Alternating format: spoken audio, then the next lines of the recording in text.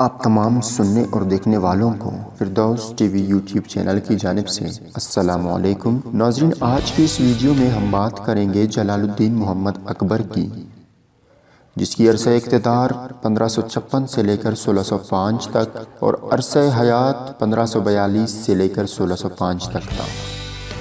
جلال الدین محمد اکبر مغلیہ سلطنت کا تیسرا بادشاہ تھا، جسے غیر مسلموں خصوصاً ہندوؤں میں سب سے زیادہ مقبولیت حاصل رہی، جس کی بڑی وجہ اس کا امور مملکت بڑی تعداد میں انہیں شامل کرنا اور بین المذاہبی شادیاں بھی تھا۔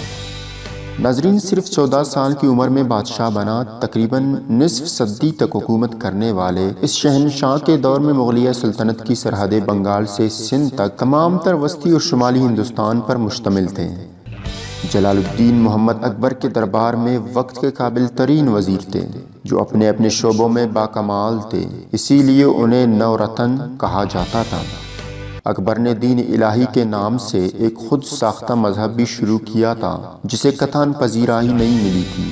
اکبر نے دلی کی بجائے فتح پور سیکری کا نیا دارالحکومت بنایا تھا، جبکہ لاہور کا شاہی قلعہ بھی اکبر ہی کی یادگار ہے۔ 63 برس کی عمر میں 49 سالہ حکومت کے بعد انتقال کیا اور آگرہ کی مضافاتی بستی سکندرا میں دفن ہوا۔